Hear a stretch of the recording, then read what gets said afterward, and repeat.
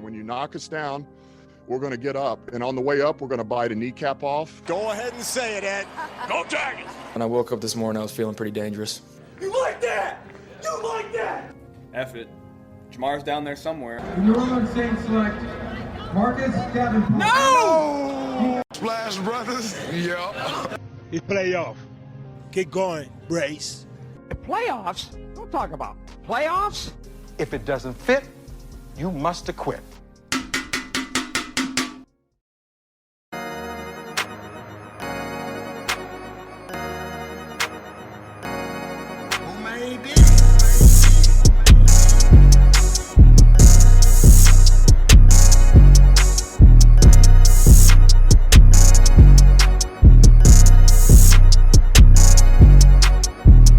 What is up, y'all, and welcome to episode 10, freaking 10, of the Dirty Boot Sports Podcast. We've got the Williams brothers on the mic. We've got Wild Bill himself back. He's back in action, and myself, Kyle, tonight. It's going to be a quick episode. I know we say it every time. It's good. It's going to actually be quick this time. But I've got to get some sleep. Under an hour and a half. Okay, I think we can do it, guys. We can do it. So we're going to talk about the UFC fights this weekend. We're going to do a little NBA segment, talk about some more free agency stuff that's been going on.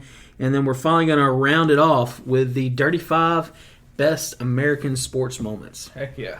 And, 4th of July, this episode will air on the 4th. So, got a lot of awesomeness happening in our short American history, especially on the sports side of things. So America!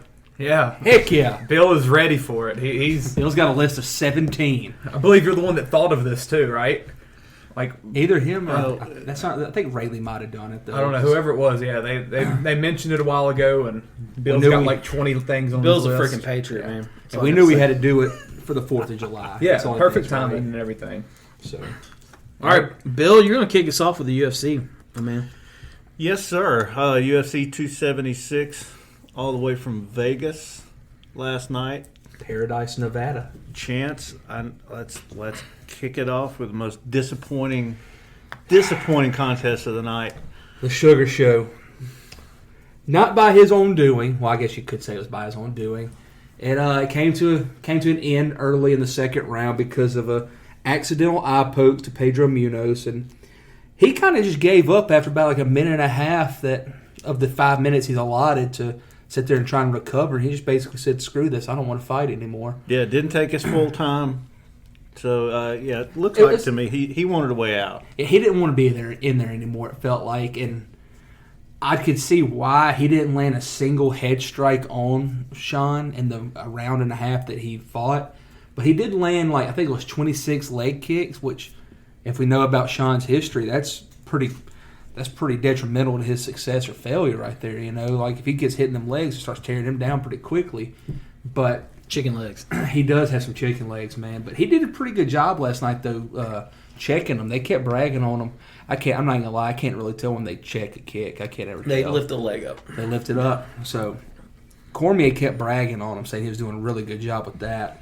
But I will say this was a good thing that happened in the first round. Yeah, Pedro probably won the round, but Sean looked very patient. Would you agree? Oh, yeah, I think so. And I just never saw, other than, the kicks, like you're saying, Pedro just didn't look like he was. He wasn't interested. He just wasn't, yeah. It almost reminded me of Thug Rose when she lost to Carlos Barza this last fight. Had no desire to be in there. No desire to be in the ring. And that's, when you're making your money, getting kicked in the head, you better have your, you better want to be there. You got to be motivated. That's something that you cannot just do, I don't think. You have to want to do it to get in that octagon, And I think it's really telling of the respect people have for Sean's power. His power that he packs with his punches, because like I talked about the other day, Pedro's never been finished before. Yeah. Never been knocked out, never been tapped out. And he was so cautious with Sean, knowing that he has an amazing chin anyway. Did he catch him at all? He stung him a couple times in the second round. So he got a taste. Oh, yeah, he felt it in the second round for sure. And he kind of hit him a couple times in the first, but the jab really started to get there in the second round. And that's actually kind of what was happening. We poked him in the eye. Pedro kind of actually tried to fight a little bit, and Sean basically stiff-armed him. And his fingers were straight up, which is completely legal, and he was just going to basically push him in the face, but his finger caught him. And it happens, but I don't know what they're going to do about it. Sean's pissed. He's already claiming victory. He did his little jump shot after the fight. But they're going to leave it as a no contest. They won't count as a disqualification, though, so that's good because it was accidental. And he did everything he was supposed to do. So, like Bill said, very disappointing because, not going to lie, it's the fight I was most looking forward to because he demands your attention when he's on the screen. That's true. So, what was the next fight? Well, a couple fights before that, I wanted to mention that Jim Miller put Cowboy Cerrone away. I know you're a big Cowboy fan. I forgot about that. Send him to the movies. Yeah, he wants to be a movie star. The dude's ugly, so I don't see it happening. He's doing movies with Ben Shapiro's people. Really? Over there in Nashville. Yeah, him and Gina. What's her name? Carano. Gina Carano. Yeah. Yeah. Oh, after she got bumped off the. Yeah, she got canceled, so they're making relatively low budget films. Conservative movement thing. So I don't know. Maybe he can act. I haven't watched any of them. And good for him. That he finally had the self-awareness to say it's time. Well, I thought it was time after Conor McGregor knocked him out with his shoulder. I was going to say that. I mean, that should be all you need to know. Like, I got knocked out by a trapezius. I do think that there needs to be more looked at into when fighters' chins go, because like Chuck Liddell, after Rampage Jackson destroyed him, it was like after that, if you breathed on his chin, he might go out. Yeah, he got knocked out 6 times after that. It was just boom, boom, boom. I feel like there's something there that goes, and when it goes, I don't think you should be in the ring or in the octagon. And I'll say this though about Cowboy, he loved what he did. He loved to fight, and you can't knock him because, like we said a minute ago, it takes a lot of dedication and a lot of want to walk that. And he also said line, he said to Joe Rogan, in his exit interview that it was the hardest camp he's ever had, and he had trouble getting up for camp. And I think you hear that a lot in the NFL. They're like, "Nah, dude, I ain't doing that freaking training camp." It's not necessarily like the actual fight itself; it's the preparation for the fight, and that's when it's time to go. Yeah, don't love it anymore. Yeah, that's why Barry Sanders walked out on us after 8 years. That he couldn't win games, so I don't feel bad. I mean, I understand where he was coming from. But second fight on the main card is one I'm not going to lie, I didn't really care to watch because I'm not a Robbie Lawler guy. Never have been, probably never will be. But you're going to be happy with that decision. I am very happy with the decision. Outcome. I will say that it was a very entertaining fight, for sure. Yeah, Did you get to catch that one? Or was that when the internet was messing up? A little bit. I had some service in and out. Bill had some internet issues. He has the Elon stuff that he could have took out there. Why don't you bring Elon with you, man? Hey, I will next time. Very, very entertaining fight. Honestly, it's probably my fight of the night that I saw. I didn't watch the undercard, but I thought it was fight of the night for sure because they both came out slinging them, man. They were throwing them punches left and right. And Lawler had them wobbled in the first round. And I think they had a 250 total significant strikes attempted in the first round. In that round, yeah. Attempted? Just in the first round, yeah. So that's a lot of punches. Second round, they come out. I think Barberena was already bleeding a little bit, if I remember correctly. Yeah. And he was getting dominated just about again in the second round. Then it was like a light switch flipped on. He was like, here we go. Yep. I want to fight now. He ends up knocking Lawler out cold. Yeah, I didn't expect that. I mean, not after the first round. I thought it was going to be just a clear path to victory for Robbie, but Barberena came out and he had the look of a crazy man, so that's how you had to know he's going to be there to the end, But that one kind of surprised me. I will say this, though. I don't know if you noticed this or not. He threw a couple strikes I've never seen before. He was doing, elbow uppercuts and stuff from his feet and, elbow jabs. It was very strange. It wasn't the normal elbow. I know y'all can't see what I'm doing. It wasn't the normal elbow when you come across, or a spinning back elbow. He had the elbow pointed towards the face and went like this. Never seen it before. No, went straight up and down, and then went like that, like a jab. Blew my mind, but it was landed. Check that out again. It was landing because he knocked him out just about with the elbow uppercut. So you need to go back and look that up because I was watching it on the iPhone screen, so you know, in the middle of Mississippi. Feels like an amputee fighting with a really short stick. It does. I can imagine that. Yeah, like throw the nub out there.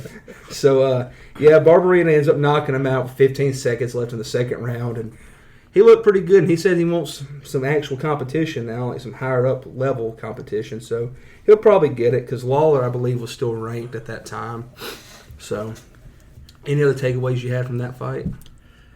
Not really. I'm not a big Lawler fan. Yeah, I don't like looking at him. Never have been. Yeah. And you don't like looking at him? Is he ugly? It's his face? I wouldn't say he's ugly. He just looks cocky. He looks like Dave Aranda, the old coach from Tech, not Tech, LSU.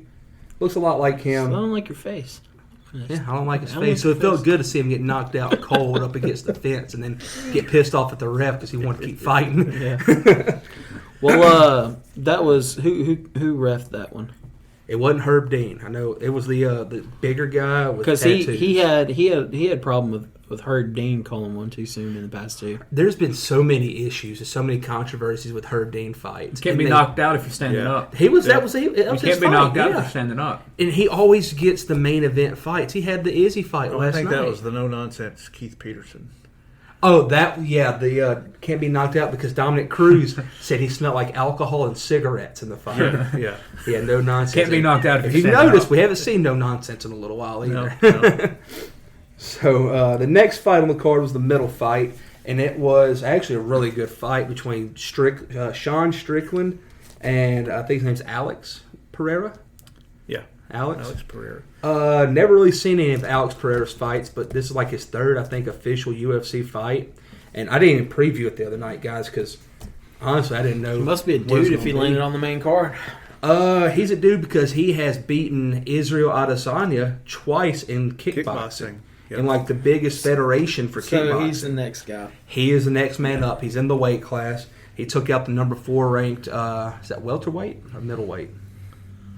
Oh, middleweight. Middleweight? Yeah. He took out the number 4 overall middleweight, and he knocked him out unconscious almost. And pretty quickly. Like midway through the first round, knocked him out through the cold. And guys, if you have an opportunity, go back and listen to Sean Strickland's press conference. I think it must have been Thursday. It was either Thursday or Friday press conference. Dude just goes off on tangents. I mean, about nonsense. Nonsense. I don't know if he's just strange. I think it's a good listen. I think he was kind of overlooking Pereira, and because everything was geared towards Adesanya. Yeah. And I think he was going ahead and trying to build up a storyline to have the next title shot. It felt like because he talked about Adesanya. I don't know if you have to bleep this out, but like being addicted to like hentai porn or something like that, whatever that is, and all kinds of weird stuff. And guys, you need to go home and watch it. Look it up on Twitter. It's hilarious. But Pereira had the last word there, and he basically said the title shot's mine, so I'm gonna knock you out unconscious. So bad that when he got up after getting woken up, he was still staggering. So that's never good. No, not good at all. He probably had some brain damage. But then moving on to the fight I was looking most forward to, especially after the Sean O'Malley fight, the way it went, was the Volkanovski versus Holloway fight. And I'm just going to go ahead and tell you, Volkanovski's probably the best featherweight I've seen. Oh, yeah. And he did just like he's he did. a machine. The in the last insane. fight. I mean, the punch count was crazy. I mean, I think maybe in the first round they were about even. Volkanovski actually outstruck Holloway by 4 strikes, but after that it was just he put on just clinic. Off the charts. Yep. And something I liked. He could have coasted in that 4th and 5th round, but he didn't. He wanted to keep up the pressure. He was there to make a statement, basically to be like, "I'm the best." Oh yeah. And he's a dog. He rearranged Ortega's face, which he's a pretty boy. He didn't come out of that fight looking pretty, and neither did Holloway. That opening he put in his eyebrow was nasty. I typed down in my notes. That's probably the most I've seen somebody bleed in a while. Yeah, he might need plastic surgery. And it's rough. And Volkanovski looks like he just came out of the gym. He could probably fight next week. What was the final decision on that? What was it? 50-45. No, they went the distance. Really? Yeah. Holloway's got a chin, man. He's a champion, and he's the second best featherweight there is right now. And that's what the scary thing is, because I think there's a pretty big gap there. Yeah, there's a big gap from Volkanovski to Holloway, and then I think there's a gap from Holloway to the next guy. I think if Ortega and Ortega's my wild card. I'm going back on that, because he's one of my favorites. But I think if Ortega had been more interested in trying to submit the guy instead of trying to bang with everybody, like Ortega is a submission artist first. Oh yeah, I mean his jiu-jitsu is out of this world. But then he knocked out Frankie Edgar, and he was the first guy to ever do that. And and then before that he beat the dog crap out of Cub Swanson, and then jumped on him and took his neck. But I don't know. I would have rather He's a guy seen that him. doesn't love it. I think He loves it. He loves the lifestyle. Yep. He's living it up, and I don't blame the guy. I'd probably be the same way. Southern California. I can't judge him. An attractive guy. Your wife or girlfriend, whatever she is, she fights. They're all in it together. So, it is what it is, and he could have a long, productive career just being, his name at this point. Yeah, he could just be T City at the top of that division and never, win a belt, and he would be just fine. So. Yeah, it sucks because I see Volkanovski kind of going. I was telling you though, on up. Yeah, he's got to. He's cleaned out that division for sure now. He's definitely done there. He said in the Octagon afterwards to Joe Rogan that he still wants to remain active. He wants to fight multiple times a year. Love hearing that. He's a people's champion. Has he fought? Has he fought the Diamond? Has he fought Dustin? No, he's never fought at 155. Okay, so I think that's going to be the move. He's going to fight. Holloway fought Poirier, and Poirier beat him. Yeah, I think that would be a great fight for. I think it'd match up good with anybody at 155. I would love to see Volk and Poirier bang. Dude, it might happen. Watching Diamond in the Pocket, Charles Barkley over here, but watching Dustin Poirier in the pocket go to work is. I mean, I enjoy it. That's probably some of my favorite fighting to watch. Is when. He gets to banging. You just need two guys to bang, yeah. That's right. Banging out in front of everybody. Yeah. But I was talking to Bill earlier. I just want to know. Like, I wish we could know what would have happened if Conor never went to 155. If Conor would have liked to keep on cutting the weight, and I think he'd still be the champion at 145. Right Conor was bigger than the sport. Is what it he got big so quickly, and I think he could have kept running that division. I really do, but he hated the weight cut. The weight cut back then, I talked to Bill about this earlier too. It was different. You had to weigh in the afternoon or evening on Fridays. There's no recovery time. Yeah, there's no recovery time. You're not putting on near as much weight as you can now. Mm-hmm. And since they weigh in early on Friday mornings now, opposed to the evenings, I wonder if that would have made him stay at 145. I don't think so, because he's so much wealthier than he would have been had he been on the. He would have been making Dana White and them more wealthy, arguably, but I don't think he would have made the money that he's made had he not been bigger than the fight game. And when he made that step up, I was worried that he was making too big a step when he went up to fight Eddie Alvarez at 155. But he looked good. Killed him. He looked good, And I think that's the biggest thing. Like, we've seen him win at 155. We've seen him win at 170 when he beat Nick Diaz. I was going to say, Nate Diaz the second time. Connor's frame is weird, man. Very strange. He could slim down. He's so I'm using my hand. He's like a triangle. From his shoulder, he's so wide up top, and he narrows down. I mean, the dude could put on some man. Fight at 170, no problem. That's about what his walk around weight is. It's like 165, 170. I think he said he had to bulk up for that the second Diaz fight. Yeah. And how tall is he? 5'10"? He's 5'9", 5'8", 5'10", that area. He's got those long arms too, right? And he's not built like a normal dude. Mm-hmm. But I think back to his weigh-ins for the 145 fights. And he looked like a shell of a person. Oh, yeah. He was so drained. And yet again, that was a lot because we were actually watching the weigh-ins. How he cut it, yeah. We weren't just having the ceremonial stuff like we do now. Yeah, after they've had 6 hours of IVs and they all look normal. Dude, I honestly, like, just from a health it's so perspective, scary. I don't think it's responsible. I think guys should fight at their natural weights. What it does to your kidneys, because you dehydrate yourself so bad. I mean, you can go into renal failure like that. Then you're expected to perform an athletic event at the highest level. It just doesn't make sense. That's why Cowboy kept having to wait to fight, because the dude he was scheduled to fight the first time they were scheduled, he had some type of health condition. Came back, they were going to fight, I think it was like last week, had another health condition that popped up after weigh-ins. So that's why he ended up having to fight Jim Miller. These guys are in like the best shape in the world, so maybe their bodies can take it, but it just doesn't seem. It doesn't wise. seem. Yeah, I would prefer just to see them fight their walk and a natural. Yeah, but so what was the last fight? The last fight was Israel Adesanya versus Jared Kinnear, and I'm not even gonna lie, fell asleep in the third round. So kill a gorilla. You did say it was going to be a boring fight, and it was for the first 2 rounds. And I just kind of said, "Screw it, I'm just going to pass out." Third round, Kinnear actually. I mean, that was his best round. Really, and of course, what do you think? I was. You were getting pretty pumped up because Bill had a bet for the third round TKO. Adesanya in not his right after the fight, but in his post-fight interview, at the podium, he a little quote. He said, "Even on my best night, I can beat the best in the world, and that's called suicide." He beat himself. Yeah. Oh, okay. I thought I'd never heard a fighter say that. Yeah, the dude came out as the Undertaker. I thought it was so cool. What even made it more funny is the fact that Vince McMahon and Triple H and Stephanie and Pat McAfee had just shown up right before the Volkanovski fight. And UFC made sure to put them on the camera because they always do in between the fights, like, "Oh, who's here?" Joe Burrow, Pac Matt went, and then here goes. He's got a neck brace on. I wonder if that's fake or something. And may not be. It looks like the neck brace people would put on when they try to sue people. It looks hilarious. Yeah, Vince McMahon. Yeah.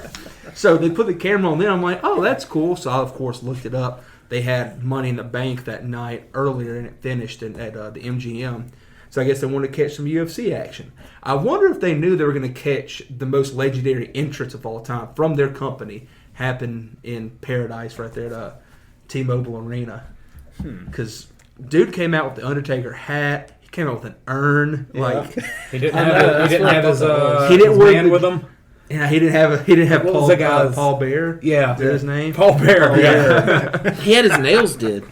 Yeah, the dude he looked insane. And how'd you like to get hit in the face by really hard by a dude with fingernail polish? Oh, he fought with black fingernails? No, they were like French tip. The white. Wow. Yeah. I noticed that. I thought John Jones made a comment about that on Twitter or something. That's where he came out. We talked about this before the pod, but he called him a female dog a few times. But he was like, "Yeah, John Jones can't rock this. Can't rock this look." I was like, "All right, man." I used to want to see that fight happen. I don't even want to see it anymore. I'm tired of hearing John Jones' name in the fight world. Healthy John Jones would destroy him though. Oh, healthy John Jones would be the biggest thing that ever happened to the sport, and he blew that. So screw him. Jeez. Well, cocaine's a hell of a drug. So he turned a lot of people onto a lot of drugs. Yeah, he did. It's only a matter of time until some of that fentanyl catches him. So yeah, that's scary. Wouldn't doubt it. But did you notice when they were announcing the decision in the Adesanya fight? No, I was asleep. Oh yeah, yes, you would. Watch this. It's on the highlights. They're about to raise their hands. And he's. When you said that about his nails being manicured, I guess that's what he was doing. He's looking at his nails while he was waiting on the decision. Like, I'm bored. He should have gave a shout out to the little shop that did them for him. That would have been cool. That'd been interesting. Or maybe had him the nail shop on his trunks.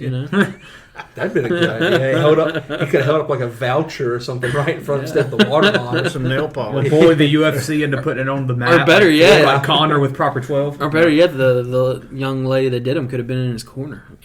Yeah, he didn't need no coaching last night. You listened to the podcast from the other night, right? Yeah. What do you think of my comparison to him with GSP? Do you see a lot of similarities there? I see more with him and Anderson Silva. Mm-hmm. Really? Yeah. But We're talking about Anderson was finishing dudes. Right? Yeah, honestly. Okay. I'm talking Anderson about, like, was finishing dudes six defenses in, though.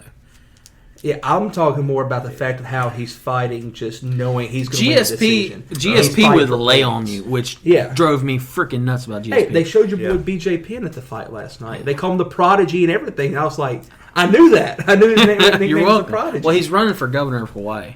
Well, and if I was a Hawaiian, I'd vote was there for him. going to get Matt Conway.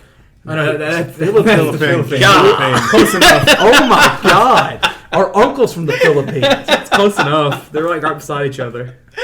Oh, what are we talking about? Pacific Ocean's a big place. Oh my God. This is worse than me not understanding directions or time zones on the last one. I'm pretty sure they're freaking Jonesboro High education. Who was your geography teacher? Which one? I had like 4. Bo T left every year. All right, Bo. Yeah, thanks, sorry. Shout out Bo T. He's cussing me right now if he's listening. But you see what I'm saying though? How he fights. He's okay scoring points rather than trying to finish somebody. And he talked about that. He talked about that a little bit in the post fight interview. Same one I was talking about earlier. He said that he addressed the boos. He got some boos. And he said, forget those dudes. I'm fighting at a high level. They don't understand what they're saying. Yeah. But it's self-preservation. Oh, absolutely. It's to make himself last longer. Because, if you... There's not a single island in between the Philippines and Hawaii. Now there's thousands of that too. Thousands of miles. Yeah, there's like thousands of miles of just water, but that's it. I mean, they're neighbors. They're neighbors. They're neighbors. Yeah. Oh, just distance. Just big neighbors. Yeah. Clay.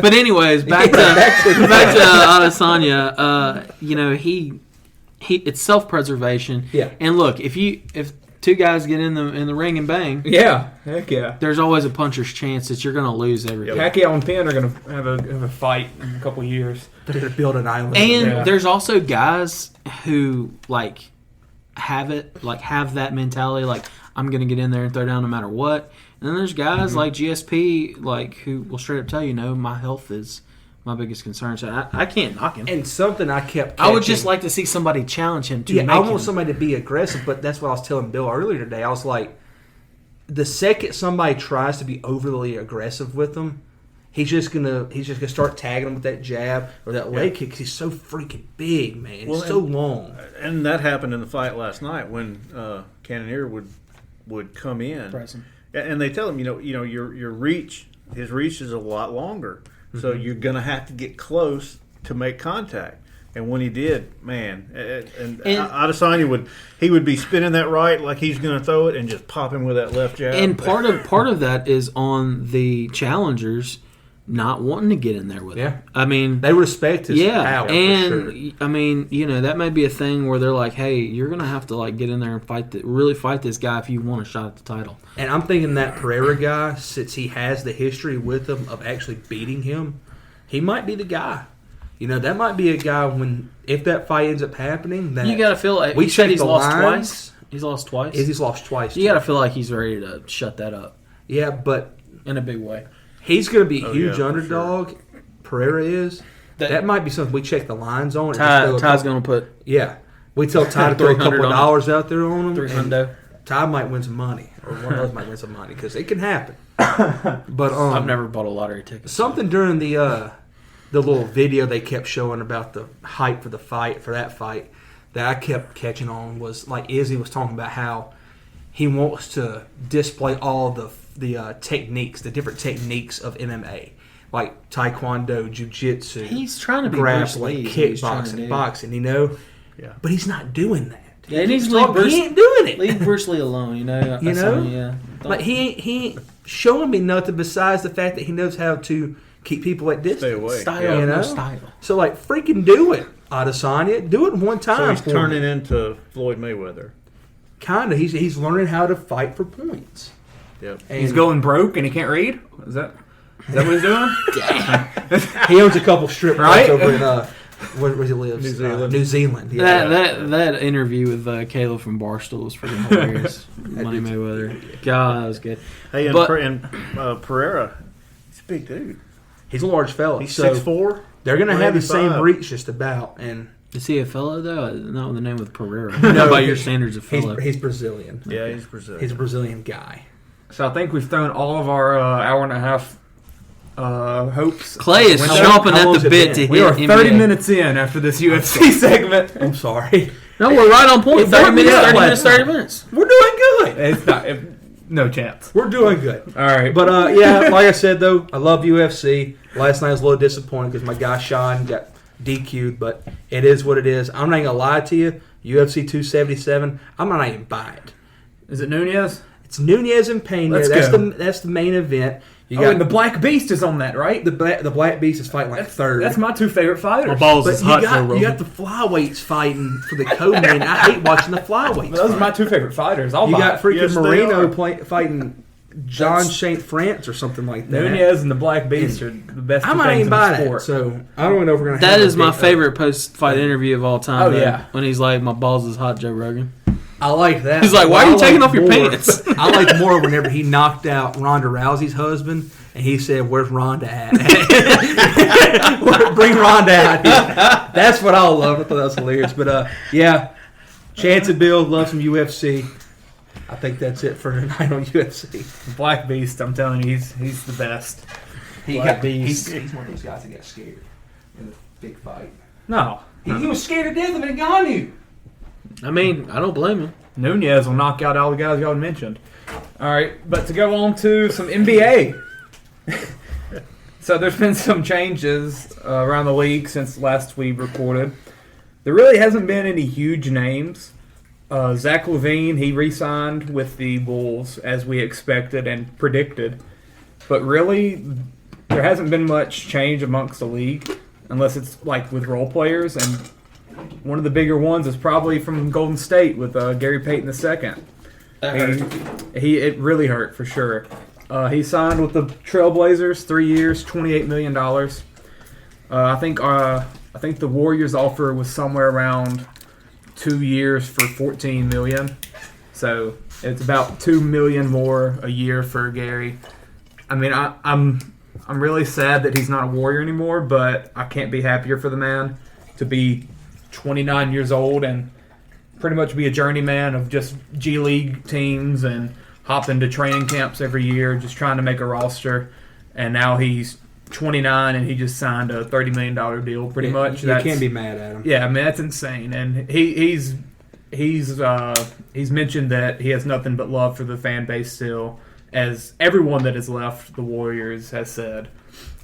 And the other guys that have left, Otto Porter Jr., he signed with the Raptors, 2 years, $12 million.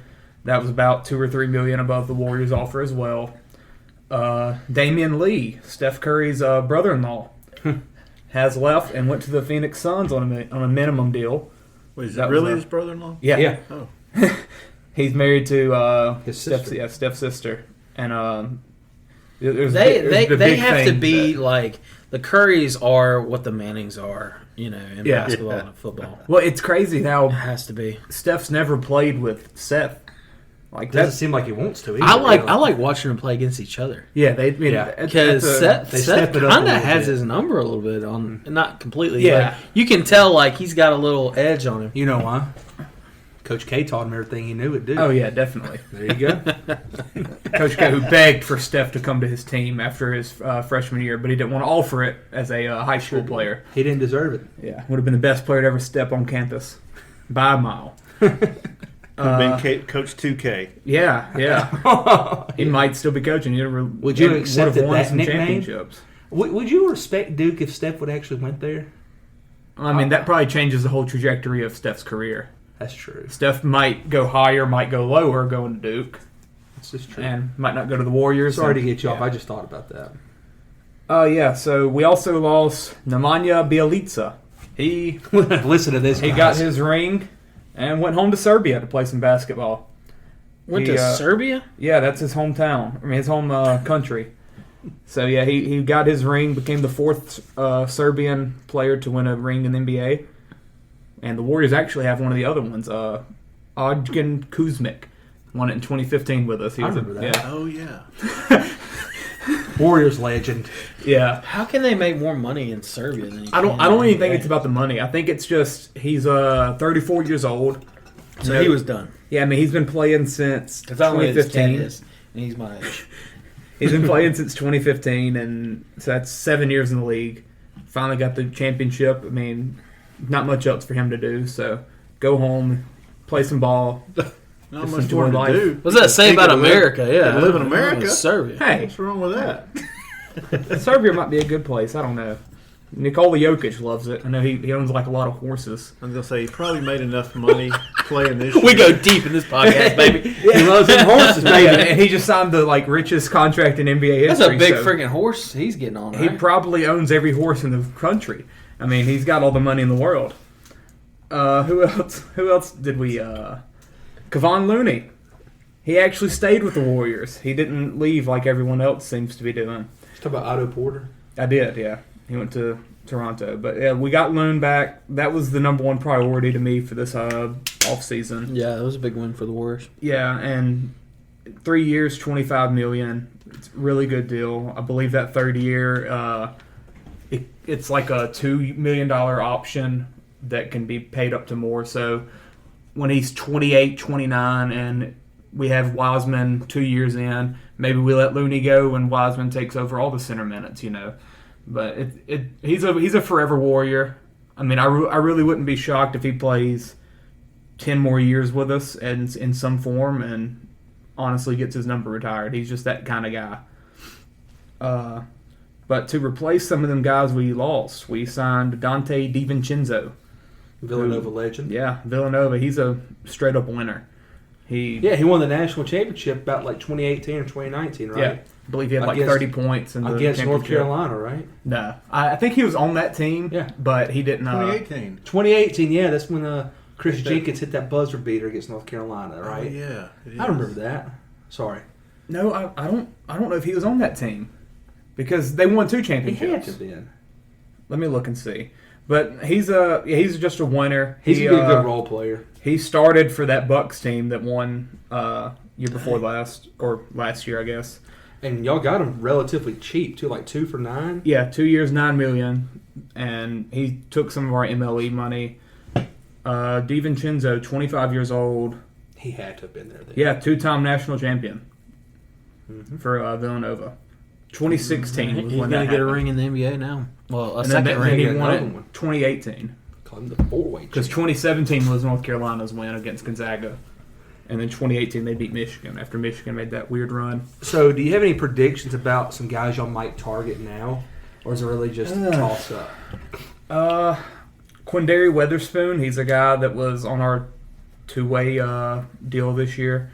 I think he comes back. He had a really good G League season, and he even played Christmas Day for us. We had some guys out, and he played Christmas Day against the Suns and locked up Devin Booker at points, and people are really excited about him. I think he comes back at some type of contract. It might be 2-way again, might be an actual deal because we're kind of running out of names to take roster spots. Yeah, I think y'all are going to I wouldn't say promote, but elevate the roles of the Kumingas and the Moody's. Yeah. I mean, instead of replacing from the outside, they're going to replace from the inside. Yeah, and that's why I'm not really worried about losing some of these guys because it's all about money. And with the tax situation that we're in, I believe every dollar is worth nearly $7 for us. So that Gary Payton $9 million a year is more like $63 million a year for us. So, wow. Yeah. So Clay, I got to ask you a question, man. I'm a big ball is life guy. I like watching street ball. I like watching the high school highlights of these high school athletes.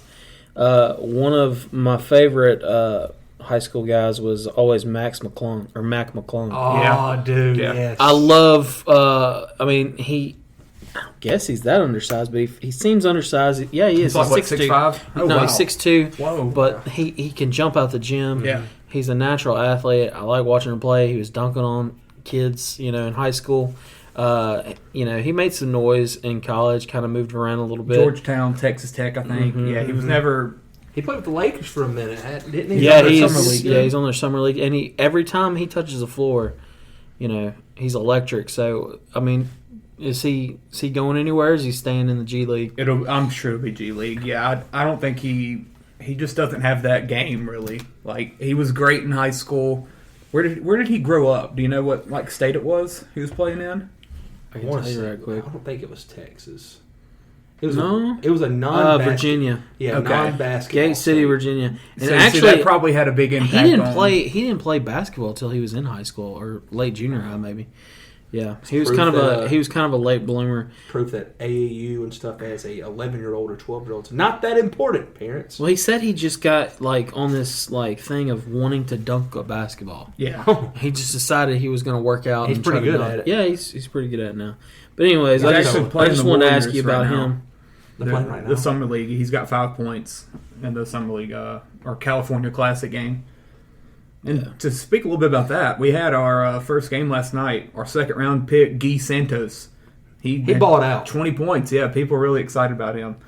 There's some drama, isn't there, about if he can come over? Yeah, there's a lot of rules that I don't even fully understand with the signing. If he's signed to a Brazilian club team, like there's certain buyout rules where if you get bought out, you can't come and be a two-way player. You have to come on a guaranteed contract. Wow. I guess just to prevent them from getting stashed over here. Yeah, or kind of getting screwed out of their careers because there's really no use of leaving a full-on guaranteed contract in Brazil to come and be a G League player. You remember that guy that they called the Brazilian Jordan or something like that? The dude that had 40,000 points in Brazil but never played in the NBA. Oh yeah, they did a 30 for 30 on him or something. Yeah, he actually made the Hall of Fame. That's what it was. Then I bet. But I just thought about that randomly. He had a pretty good game last night. I mean, he's something to watch for the future for the Warriors. But as you mentioned earlier, some of the guys that I think will take the big steps are just our guys that are in house. Yeah, you've got Moody. Nothing wrong with that. Yeah, I mean Moody. He's the most ready, I think, out of him, Kuminga, and Wiseman, and it's pretty obvious that he's ready. He played big minutes for us against the Mavericks, and yeah, I think he's going to be almost that Peyton role. He's not as elite of a defender as Peyton is, what's so crazy to me, we didn't know that Peyton was this when we brought him in last year. Peyton came as that 15th man on our roster. And boom, he exploded. Bolton made the team. So who's to say that someone else doesn't do that for us this year? We just got to put trust in the front office. They'll find the guys.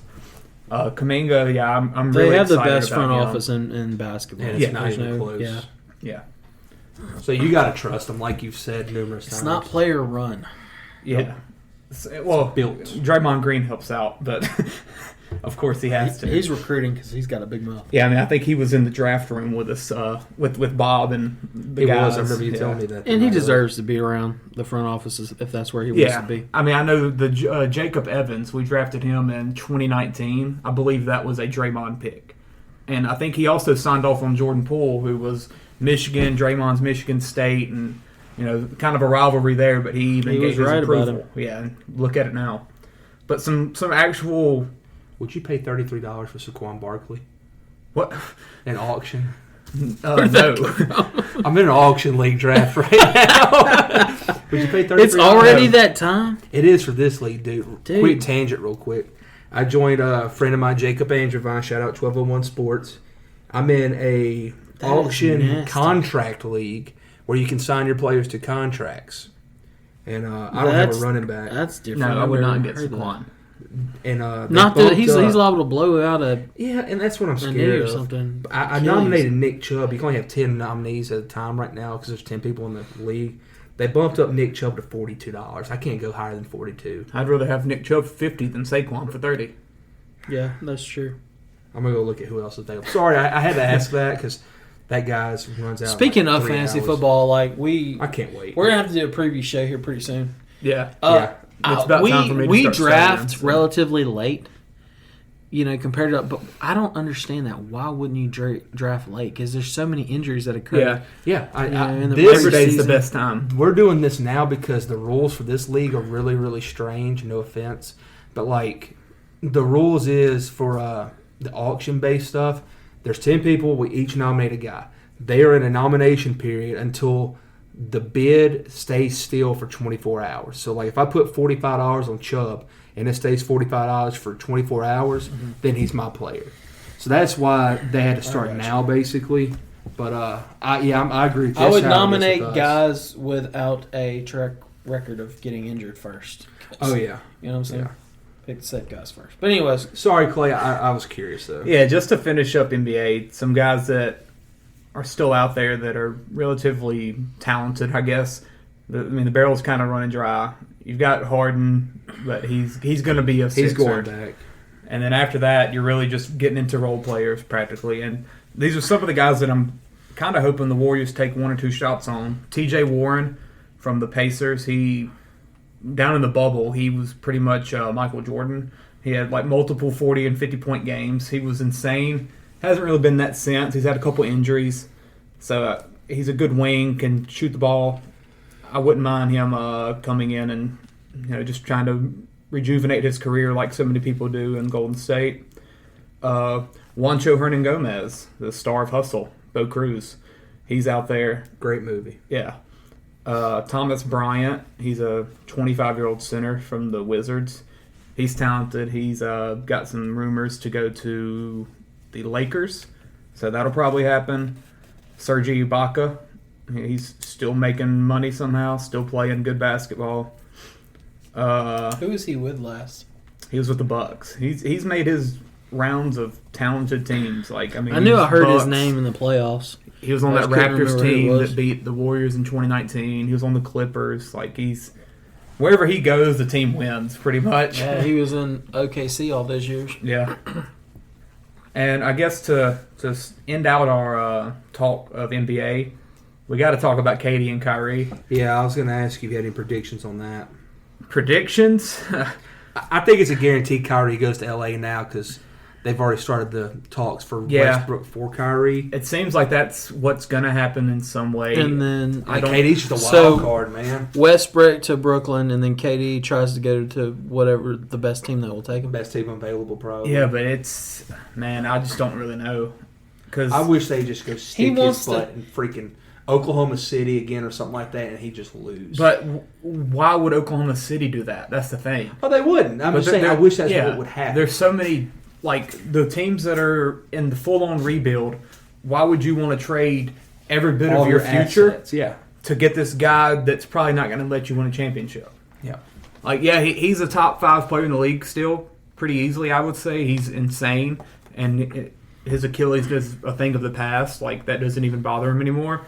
But shout out Rayleigh, orthopedic medicine. Yeah. There's just a point to where you have to decide, do you want to bring in him and there's a hope that he can be the star and maybe bring in some other guys to help your team become that. It's going to be like a fringe team, I think. Is he toxic at this point, though? Does he have that label if you're a GM? Look what he did to Brooklyn. Brooklyn brought him in, paid him all that money, let him rehab. He plays, 90 games, and then he walks? At the place that he wanted to go to, you know? And he stripped him down. Can you imagine if somebody did that to Golden State, how you would feel? That's pretty much what people are wanting to happen now with the people saying that KD should go to the Warriors. And, the thing is, you can't even blame the whole situation on Kyrie because the fact, he has came out and said, I would still like to play with Kyrie. So why do you want to leave then? Then why did you even go? Well, and there's also weird. Many reports that y'all think he'll hear this and ghost comment on? No, because he won't go. He won't go on Pardon My Take for Barstool. Well, he'll do it from an anonymous name. I wish he would, dude. I'd love to interview him for just a couple minutes. Be like, sir, you're the best, but why are you being like a diva right now? Just tough it out the place you wanted to go to. Yeah, it's just a really weird situation. I miss KD with the backpack and the headphones and hugging his mama. Yeah, talking about his mom. Why can't we have that KD back? And Draymond always talks about KD and is like, this dude loves to hoop. That's the number one thing in his life. Mm-hmm. Well, why does he freaking why all the antics then? Yeah, I don't get it. I think honestly, age, really. I think he is just so envious of Steph. That he feels like he's got to beat them any way possible, and the best way to do that is by going to the best team. He's kind of looked down upon now because of that whole situation, maybe. Yeah, it's a lot of stuff. But really, I don't. The two teams that are so rumored to get him can't even give a good package. That's the thing. People aren't really speaking about that. Like, the Suns are supposed to be his number one target. They can't get rid of Devin Booker unless the Nets get rid of Ben Simmons. And it's so funny that is he signed to that contract too? Yeah, Simmons is the holdup for so many of these deals. I didn't know Booker had. I knew Bam Adebayo did. Yeah, Booker just got his rookie extension. Wow. The volume was saying if he was to come to New Orleans, it would cost Zion. Yeah. So as a Pelican fan, do you even want him? Can he? Yeah, he'd have to trade Zion now because he just signed the extension. Mm-hmm. Zion would be the piece. No. That ain't the extension, the rookie? Ben Simmons is the holdup. But I'm talking about, Zion couldn't go. Yeah. Because him and Ben Simmons were the same thing. And I saw something on Twitter a couple of days ago. So that's not even possible. Zion's going to be in New Orleans. Okay. He couldn't go for KD, and they couldn't pair him with B.I. I've seen something about B.I. put something in. There's been basically somebody kind of confirmed that B.I. staying. Yeah, and I think the Pelicans situation is more of they could. There's been no reports of them actually pursuing it. They have the best pieces. Yeah. I mean, the Warriors have the best package. Well, you can't. I'm talking about the Warriors aren't doing it, though. Yeah. They have the best out of the realistic teams that would actually try and trade. Because you have the BIs and everybody else. A team that Draymond taking back with open arms? Draymond, yeah. But I think it'd be tougher for Kerr and Curry. I think Draymond, though, he's pretty much good with them. Before the season, they had an interview on Draymond's pod, and it was really good. And I mean, they just hashed it out pretty much. But I've seen you retweet and tweet stuff. I feel like they couldn't even do it unless they got rid of one of the core three. I feel like KD turns on a dime though. He gets his feelings hurt, and he's. Yeah, I feel like his emotions are very. He practically left because of the Warriors media, and there's a whole book about it. I believe. I can't think of his name. Ethan Strauss. He's a Warriors reporter. He wrote a book. I have it. Rise and fall. About the Warriors dynasty, and there's so many different. You better add a new chapter in that. Yeah, but yeah, I have no idea where he can go. Toronto is the sleeper team, I think. I was just thinking. What about Serbia? Yeah, he might go to Turkey. The Elitsa might, recruit him. Just kidding. But yeah, Toronto, I think they can offer up Scotty Barnes, Gary Trent Jr., Siakam, a couple picks. Now Siakam would have to stay. They play together. You think they could play together? KD and Siakam. Yeah, I mean KD gonna play with Westbrook. That would be interesting. It would have to be in Brooklyn. Yeah, that's what I'm saying. Whenever they trade for Kyrie, KD's gone. You think the Nets owner or GM, one of them guys, have said that they're at the point where it's just we want them off our team. I don't blame them. Somehow. I don't blame them though. Yeah, and I mean, there's been talks of the Nets can just be we're not trading you. Does Jay-Z still own a big portion of the Nets? I think he's a minority owner or something. So can we get a diss track? Yeah. Yeah, that's a crazy situation though. Kyrie seems like it seems like he's going to the Lakers, and it's probably going to be something like Westbrook for Kyrie and Joe Harris, just because the money has to work. Because Westbrook's getting north of $45 million. I think it's 50, and Kyrie's lower 30s. So you have to have that money to meet up because they're both tax teams, and the Lakers will have to send whatever picks they have left because most of them are in New Orleans for the Anthony Davis trade. So it's a really weird situation. I really don't know how long it's going to take to play out. I guarantee you, though, Clay's going to have the breakdown when it does play out. Absolutely. Oh, yeah. Yeah, I mean, I'm on top of it. I'm ready. It'd be pretty hilarious if it just happened now. Dirty B Sports has got you. We'd have to pause the podcast. So let's take this opportunity to transition over to our Dirty Five. Yeah. 4th of July. Happy birthday, America. Greatest country in the world. Hoorah. Talk about a dynasty. Yeah. How many undefeated in 2 world wars. Yeah. 2-0, baby. 2-0. Been going to come from the 1776. Is that right? That's right. And when I was thinking about this list, I don't know about y'all, but I definitely did some plagiarizing. I had to look up some stuff, and the reason for that is though, most of the monumental sports moments that occurred outside of my lifetime. So obviously I don't remember them. There's only one I vividly remember on my current list, and then there's another one I was around for but didn't really remember it. So, I had to do a little history lesson, and I'm, gonna say I'm not a historian. I'm a nurse. So, if I mess something up on my history, Bill will be here too. Yeah, maybe Bill can be there to correct me. Yeah, because Bill has a list of 17. So. Bill wasn't around for some of these that I got on my list though. So really, yeah. Some big time stuff happened prior to Bill. Don't the be so shocked. We're not a. Don't be so shocked. He's not that old. But who's going to start it? I think I should start. My list is going to suck the most. I think so. Okay. I think I might as well go ahead and go. I mean, is that fine? I definitely want Bill to go last. Yeah, I want Bill to name off everything that he has listed. Correct. I want to do that too. Not in a ranking, but just name your 5 and then your others. Okay. So copy it. Starting off with number 5 for me. It's going to be kind of a weird pick, I think, but Tiger winning the 2019 Masters. Good pick. Good pick. No, he didn't do anything for our country as like red, white, and blue, but I think you're distracting the heck out of me. His body armor will not open. Sponsor us, please. The whole country was. They were all. Everybody was watching cheering that. for him. I mean, I wore my red polo to church. Yeah, so did Randy. He came and pretty hugged sure his. we were all standing down there in the living room. We weren't. We were standing around the TV going like, "Oh my gosh, he's really going to do it." He hugged his kid. It's awesome. That was.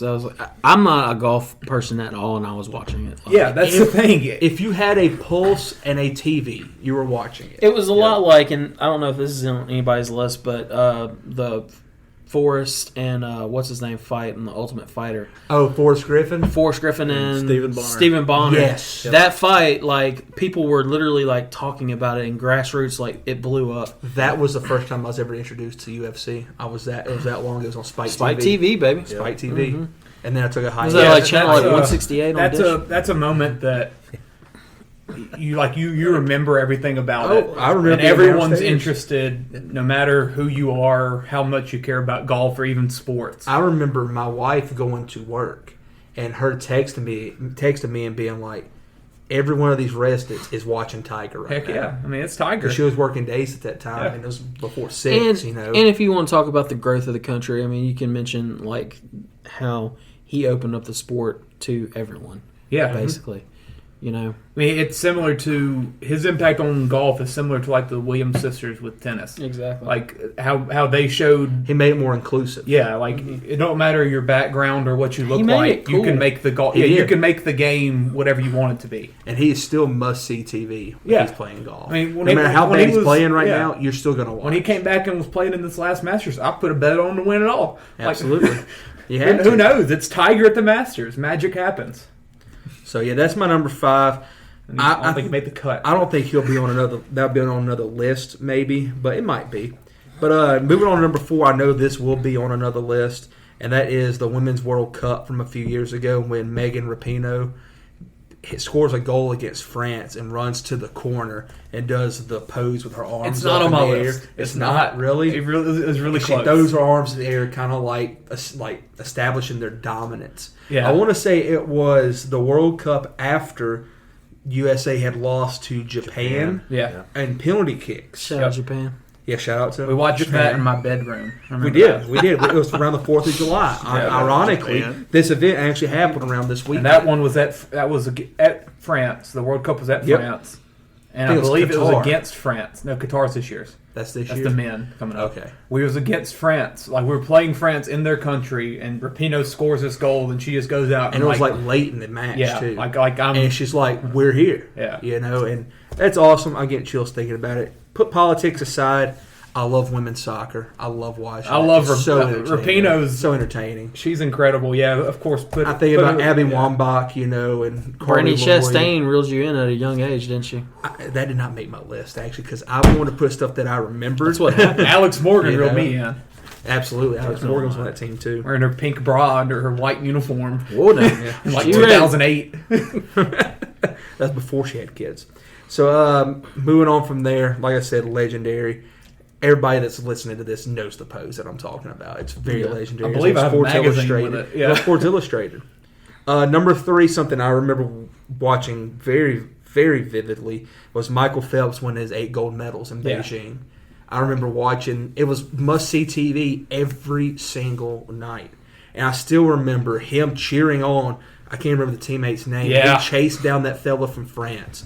He's You can standing see up him just there. sitting there For yelling. the 8th one, he's just sitting there. He's got the straps to his bodysuit like pulled down. He's just like growling almost. Yeah. Was it Ryan? It wasn't Ryan what you call Lochte. it? Yeah. It wasn't him. That's before he got arrested in Mexico or whatever. Or Brazil. Brazil. That's what it was. But I remember that to this day, watching him cheer on his teammate, chase that dude down to win that 8th medal. And that was an awesome moment. Just, I was a young sportsman too. When was Beijing? Like 2008. Yeah, 2008. So I was 13. Yeah. I'm watching swimming and I loved it. So shout Everyone out Michael was. Phelps. First guy that really got popular for doing the cupping on his back. Yeah. With the heated cups because people don't know what the heck was wrong with And them. smoking marijuana. Yeah. Well, you know, we talked about the fighters being oddly shaped with the long arms, whatever. He's oddly shaped. He's got a super long torso, short legs, which helps for swimming. Who was the guy before? Mark Spitz or something? Mark Spitz did it in 72. Did you remember that? Yeah. It's on the list. He had 7. Yeah. Number 2, the only pick that I have that did not happen during my lifetime, and that is the Dream Team winning the 92 Olympics. I mentioned, I think it was last podcast, that I absolutely love the Dream Team documentary NBA TV did. It's my favorite sports documentary, honestly, and I learned so much from that. And I feel like watched that practice was like the best thing. I so wish they had a video camera in there, man. And that team. Magic talking to Bird and Bird being like, "Oh, there's a new sheriff in town." Yeah, he's like, "Yeah, we're kind of done here. Michael's here now," and just learn about the drama that came with that team. Roughing up Tony Kukoc. Oh, and then he ends up becoming a teammate of Jordan and Pippen later. Well, they knew he was coming, and there was a beef there because they were pissed off at the owners and stuff. Well, it was what's his name? Pippen. It was the GM Krause. Yeah, he was not wanting to give Pippen his money, and this was his new golden boy. So MJ and Pippen They wore that mess him up, and they did. They roughed him up. He didn't know why. They beat everybody by like 70 or 80 points. It was insane. And like I said, the drama that came around it, the fact that like Isaiah Thomas was left off the team because basically they didn't want to put him on there with Michael Jordan. Yeah. So I think that's because of the no handshake. Yeah, after they in the 91 after they walked off the court. Yeah. So, like I said, that's an awesome documentary. I still beginning of the Bulls dynasty. Encourage people watching that. Then for number 1, it happened during my lifetime. I don't remember watching it, but I saw an ESPN featured on it, and that is George Bush throwing a strike after 9/11. Yeah, in a flag jacket too. In a jacket with no, I'm getting chills so bad right now thinking about this. With no, what's the security he's got? Special service, Secret Service. Secret Service. That's what it is. No, at least I knew where freaking Philippines was. So no neighbors to the Hawaii. Yeah. No Secret Service on the field to be seen. The man got on the rubber. He towed the rubber. He hit his little stretch, and then he throws an absolute dot to home plate, man. And I think about how much that had to have meant for the country. Yeah, I was alive, but I was 5 or 6. You know, I didn't know the magnitude of that. But just watching the little document, I wouldn't say document, but the little feature that ESPN did on that. It was insane. And you can go on YouTube and watch anything that you've mentioned pretty much. Yeah. And that's an extremely cool moment. Because that was the first game back from the whole hiatus they had to take because they didn't know what was happening with the country. Well, it wasn't the first game back. First it was one in New York. It was no. It was the first World Series game in New York, and it happened. It was October 28, 2001, Game 3 of the World Series. So it's when the Yankees got it back to the Bronx, and so it was so big because this didn't happen right after 9/11. No, it was 10/28. I thought this happened like the week after 9/11. No, this was like that's how they've always painted the picture on the little thing. And I kind of thought that too. But when I was looking it up, it was actually Game 3 of the World Series when the Yankees yeah, got the game back at home in the Bronx. I kind of want to rescind No. It was a great moment. That was the Subway Series, right? No, it was Arizona. Oh, yeah. This was the World Series, and that's why it was so big. It's like This was the bloody Yankees sock. come in and play in the World Series. They're going to win the World Championship, which actually They didn't. they didn't. Arizona won that with the big unit. They've always made it seem like that was right after 9/11. I mean, relatively. I guess technically it was. And if Probably you less than if you a would month, have remembered that and been around at that time was moving slow. There's a whole lot of things going on. Felt like it. Yeah, I mean, we were basically at war, and like gas prices were all over the place. There was a lot of uncertainty in the country. So even sports in general got delayed for a few weeks. Yeah, I knew that part. Yeah, for sure. so I mean, there was already a kind of a hiatus there, but yeah, that was actually 10/28. And the only reason I know is because it's on my list. Yeah. Okay. I knew it was a little bit. So it's after still a the- respectable pick then. Oh, dude, it's. I mean, you can still watch the video. Let me break into my list. How about I go next? All right. Okay. Yeah. I'll bring some clarity to that. So, unlike Chance, basically, I remember one of these moments very well. Most of them I was not around. Some of them, Wild Bill over here wasn't around for. Bill, you were around for this one though. Number 5. There's nothing like a good middle finger to communism, and because we don't like Karl Marx. And the Miracle on Ice, February 22nd, 1980. USA defeats the USSR 4-3. Obviously everybody's seen the Disney movie Miracle on Except for Ice. me. Obviously, they haven't. Yeah. That's why I couldn't. I understand the magnitude of that event, but I know nothing. Hey, about and who this. I called? can't Tell put him it. who called that game. Al Michaels. Really, I figured it'd be like Bob Costas or something. No, he's care about baseball. Yeah, it's almost communist to think that y'all haven't watched that movie. Well, that and Chappelle Show. Yeah. We got to work on that. We got to work on that. Miracle and Chappelle Show. Now this one, What a combo. Bill, you were not around for, and this was. You really hate communists, right? I hate worse than a communist. I hate a Nazi. Yep. So a big middle finger to Hitler himself in the 1936 Munich Olympics in Germany. Mr. Jesse Owens, African American man, was supposed to be lesser than the white man. Showed up in front of Hitler. Hitler was in the freaking stands, and he wins the gold medal in track. So nothing like that to shoot down his narrative around. I don't even know what you call that, eugenics, whatever. But So we've knocked out communists. We've knocked out Nazis. Nazis. We're freaking knocking them down. We're doing great. What's next? Yeah, that was a great moment for the U.S. Mussolini And- making this list? Well, he can too if he wants to get whooped. But but anyways, I feel like that embodies what we are as a country and have been for a long time. Number 3 is the '92 Dream Team in Barcelona. That's something I don't remember a whole lot about. I do remember, some of the stuff when I was a kid. I was, 4 or 5 when that was going down. And we kind of talked about it already, the practices, because let's face it, the practices were more intense and competitive than the games were. Yeah. And the best, Tony Kukoc and his team did give them the best run. He was the best player outside of the Dream Team, Yeah. and he was still. And then he came to He the still Bulls. wouldn't have made the Dream Team. He came to the Bulls and won like 5 championships or whatever after that. So, He actually played like a key part too. I think. Hall of Something. Fame. oh now, yeah, I believe. dude. I mean, NBA Jam. Y'all probably didn't play it, but back in the I day, played NBA Jam. oh man, it was Pippen and Kukoc for me, man. The Super was, Nintendo. Yeah, well, mine was Sega Genesis, but There used to be a cheat code you can get a dude wearing a backwards hat on in that game, you got Pippen and Kukoc. mm-hmm. Which one do you have taken the final shot? That's always a question. Oh, it's Kukoc because Pippen won't come in, right? He stays on the bench. No, Yeah. well, I'm Yeah. calling the shots and not Phil Jackson, so it's Pippen. So Pippen's not pissed at me. Oh, You see what I'm Okay. saying? Kyle's more of a player's coach. Yeah. He's not really a dictator like Hitler and Mussolini. That's right. We punch him in the and face. Phil Jackson. And nothing spoke. And there's also another little backstory to this. In the '88 Olympics, when we're playing, college guys, we'd actually lost to the Soviet Union, and that was considered a disaster. And we're like, hey man, we're not even playing our best guys, so we're gonna bring you the best that America has to offer. We're going to kick you in the mouth. And that's what we did. We dominated the 1992 Olympics.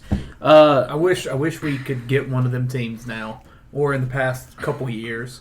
Well, there was one, and I almost made my list. The Redeem team, yeah. And they were great. The teams now. I remember watching them play. Which there's so many players now that are international guys that dominate, like Giannis and Jokic. You know, that was a perfect storm, though. Like you're talking about, like the Hall of Famers on that team. Yeah, and that was the first time they was ever legal to have professional athletes. I mean, is everybody a Hall of Famer except for Christian Laettner? Well, he was a college player. Hall of Famer. Well, the whole team got inducted. Yeah, but because they got Chris inducted Mullins as being the dream team. He's in the well, no, I mean Chris Mullins was in it independently, anyways, right? He would have made the Hall. Yeah, he made the Hall. What I'm saying is that whole team got inducted as the dream team, but every player besides Laettner is individually inducted. But Leitner's probably inducted to the Basketball Hall of Fame, anyways.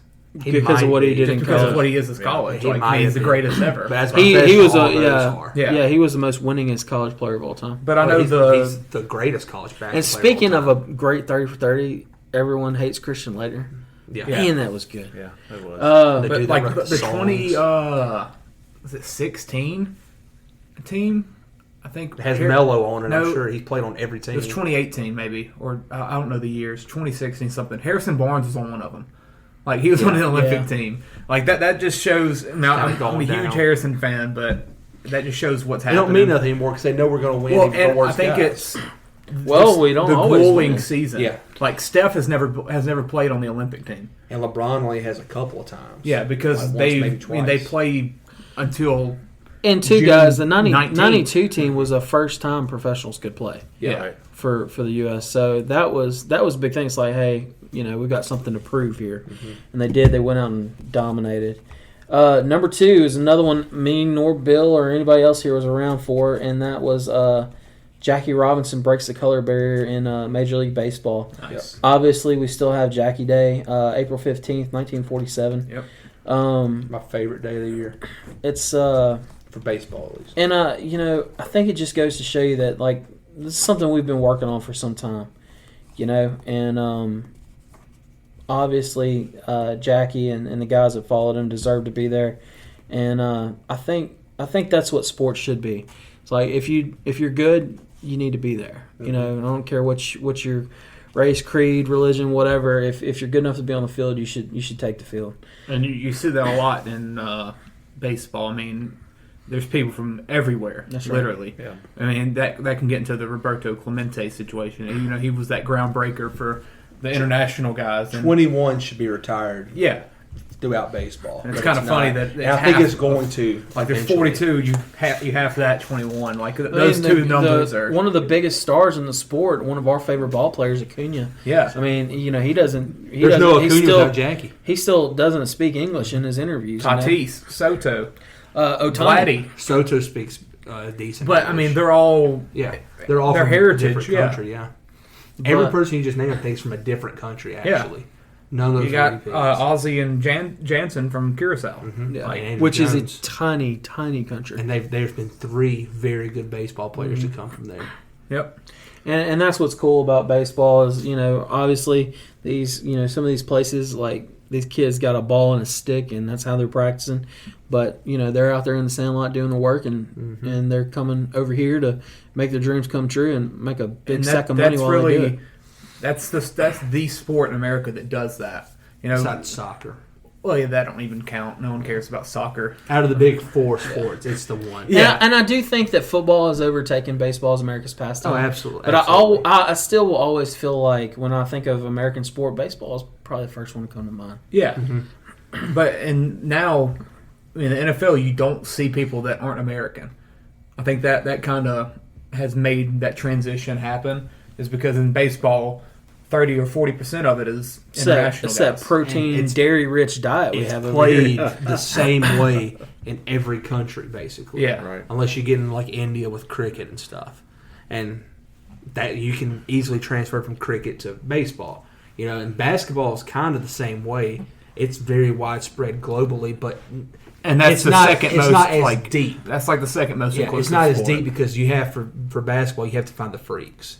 the Greek ones. The ones that fit a certain mold and stuff, But baseball, it don't matter your size, your weight, height, anything really. If you can hit a baseball and you can throw and you can feel. I mean, you go from Altuve to Big Papi. Yeah. That's a pretty big difference. And talking about the little short kings out there, to a guy like Big Papi or who is it? Bartolo Colon, man. Yeah, the thick boys. Daniel Vogelback, he's big on that now. But moving on. So moving on, number one, and we had already kind of talked about this. Chance pointed out the George Bush's opening pitch in Game 3 of the World Series, but my number one is just post 9/11 sports. Okay. Whether it be Pat Tillman running with the American flag, I mean, that gives me chills thinking about it. Or Sammy Sosa sprinting in the outfield with the American flag. The smallest flag. I watched that clip. And honestly, it was probably a decent-sized flag. His arms were just so big at that time from all the steroids he was doing. Yeah. I'm good with that. Who wasn't even an American. That's right, but he was that day. Yeah.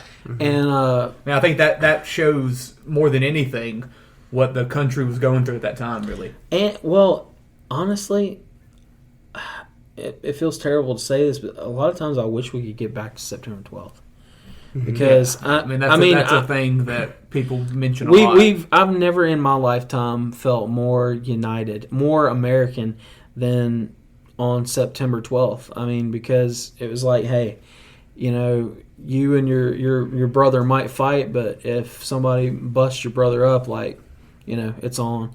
And that was kind of the vibe we had, and there was no bickering back and forth. It was just like, we're in this together.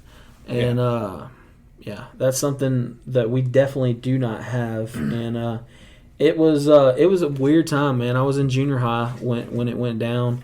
I remember it well. I remember coming home and watching my mom cry on the couch.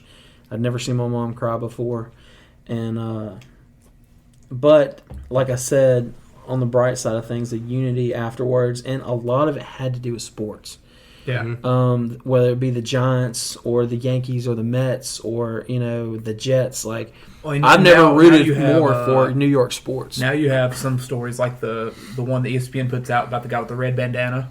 I think it was a Boston College football player that was like a part-time firefighter, and he died in the fire. Oh. And they put the story up on ESPN every year. And even Adam Schefter. Adam Schefter married the wife of a man who died in one of the buildings that day. Yeah, so and he tells his story every year. That is one of the best stories you can hear. Is talking about the letter to the. He's like a letter to the man my wife loved first. Who's the actor? Seth MacFarlane was supposed to be on the plane. Well, who was the actor that went and volunteered his time? He was former firefighter. Boardwalk. Empire. White fellow with red hair. He's in The King of Staten Island.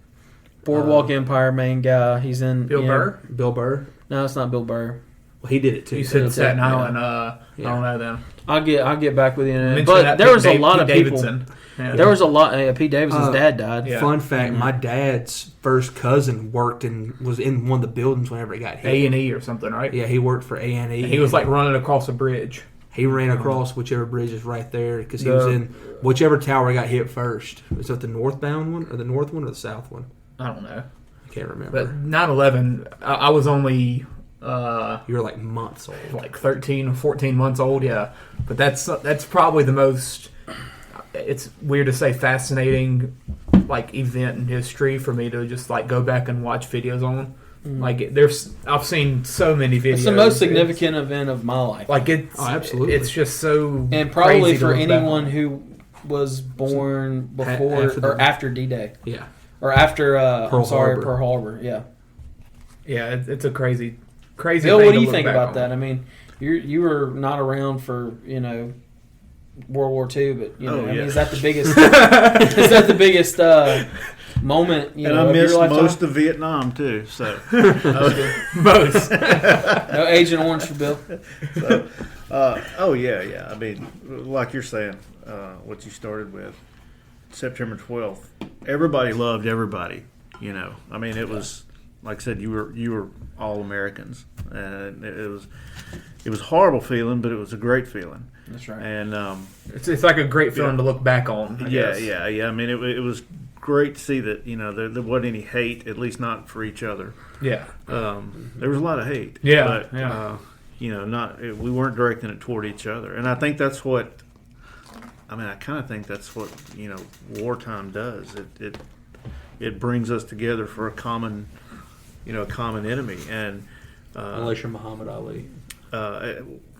Of course. Well, did you see? Oh gosh, I know you didn't see, but Ronald Reagan made a comment about. He was talking about the Star Wars program, Yeah. And he said, "Hey, what? How would we all get together on Earth and join together if we had a common?"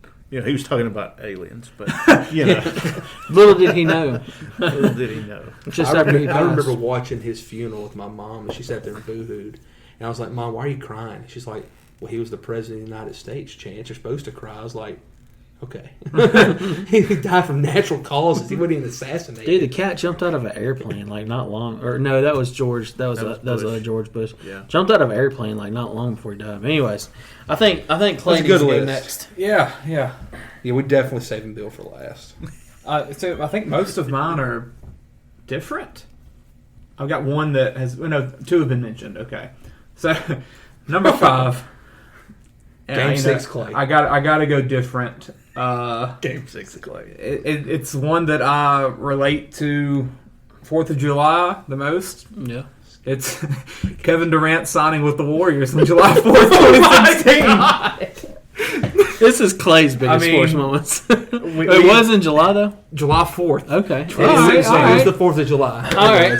So every year when 4th of July comes around, Clay gets nauseous again. I think about Kevin Durant more than I think about the country. He might get traded tomorrow. Yeah, that I've would seen be people cool. say that. That would be cool. Yeah. But, I mean, Mark, is that seriously your pick? Yeah, I'm putting that as my number 5. Because, like I said, it relates to the American day the most to me. Like I'm gonna wake up tomorrow and I'm gonna think about Kevin Durant. I'm gonna see. Had it not occurred on July 4th, I would have called BS on it. Though. Oh yeah, absolutely. That's the only reason. That's the only reason I put it. Because honestly, tomorrow you're gonna see on ESPN social media accounts. 6 years ago, Kevin Durant. Yeah. And it's going to be people like, oh, is he going to a new team on the 4th again? It's not going to happen. But I like that. That's a good pick. That's a Rayleigh pick. It's like, outside the box. Literally, tomorrow I'm going to think about that when I wake up. And I'm going to remember everything. You're going to think about that before you think about the hot dog eating contest. I'm going to think about that before I think about America, yeah. Obayashi. But number 4, we've got Jackie Robinson breaking the color barrier. Okay. Yeah, April 15th, 1947. And Jackie, if anyone knows me, they know my love for him. Absolutely. It's my favorite person to ever exist, probably. I mean, it's Jackie. What about Jesus? Yeah, I guess. Jesus is close second. I mean, that's practically Jackie. Oh my gosh! It's Jesus, and then a very, very small step. Yeah, Jackie. It's Jackie. Yeah. Yeah, I mean, America's sport. Jackie made it. Number 3, going 9/11, but I'm not doing the first pitch. I'm doing Mike Piazza's homer. Okay. That's the moment I think of more, and that was actually that was the week after. Yeah, I wish I could change my list. I believe it was on September 21st or something like that. I'm sorry, I didn't mean to burst your bubble on Bush, but dude, I could have just sworn, man. Like they did not do that justice on the. But I'm telling you, I didn't know it either. I'm telling you, though, it was a weird time, and it wasn't like things are now, where like you have a news cycle and everything's gone. It was like we were in it. Yeah, I feel what you're saying though. I still want it to be my number 1, but it's gone down just a little bit for me, not a whole lot. It's still my favorite. Just think about Sammy Sosa with a tiny flag. I'm good. I'd rather think about Piazza. I'd never seen that Sammy Sosa clip till about 2 hours before this. Are you kidding me? Never seen that. You give you chills, man. He was rolling, man. Oh, yeah, that was awesome. Going. Like, this was his big bowed up arm and shoulder. How have you never seen that? I've never seen that one, but the Piazza one, that's the moment I think about with that. That was the situation. game they were wearing the fire department and the police department hats, wasn't it? Yeah. I mean, it's Braves versus Mets in New York at Shea Stadium. I mean, September baseball. There's probably a division race going on. 1-run game in the 8th inning. Like that's we won that year because that was part of our 18 or whatever straight. So yeah. But I mean, that's still that's just like everything Suck about that, baseball and the crowd, seeing the American flags in the crowd and stuff. Like that's an awesome clip to look back on. Number 2 is the Phelps Olympics. That's the first time that I remember the Olympics. Really, you should remember that. I was 8 or probably 7 because you remember we watched that as a family every night. Yeah. I mean, I was turning 8, so that's like the first time I remember the Olympics. 2006 winter. I don't even know if they happened, and then the 04 one's also young. But yeah, I mean that was the thing that it was a family event. Like literally, like it was appointment TV every single night. And it felt like he swam every night in a row, too. Yeah. I mean, he had to. Yeah. Oh, yeah, with his prelims. And yeah, it felt like he was just always on the TV. And the crazy thing about that, going back to that, was like he had kind of like planned for this to happen. He was going I was just about to say that. You know, it wasn't like by accident, like, oh, I'm qualified, so I'm a swim. Think about it was 8 or bust. Think about the balls that you have to be like, hey, I'm about to go break an Olympic record. You know what I mean? Like NBC, and I'm doing it. Yeah. I remember all of that, and I was 13. Yeah, like I'm about to go perform in 8 different swimming events, and I'm going to get gold in all of them, and I'm going to break a record that's never going to get broken again, probably. And it was all planned. It's awesome. It really is awesome. Yeah, and that's incredible. Number 1 hasn't been mentioned yet. Muhammad Ali lighting the torch, the '96 Olympics. Oh, I thought you were going to say Joe Frazier and Muhammad Ali. No, I mean that's a good pick as well. I mean, I could have gone Game 6 Clay against OKC. That brought America together. But I'll do the Ali torch. That was something. Again, I remember that. You see, I was not even close to born. Is that plug on fire? So yeah, the house is not burning down. Yeah, we had a little break, so I'm hoping that's not gonna have too much trouble for editing. But the Ali torch, '96 Olympics. It's something. Of course, I wasn't born. I didn't really even know about it until after he passed away. And 2017, we went on a youth trip. Went to the Muhammad Ali Museum in Louisville. I think I brought it up last week with the greatest nickname.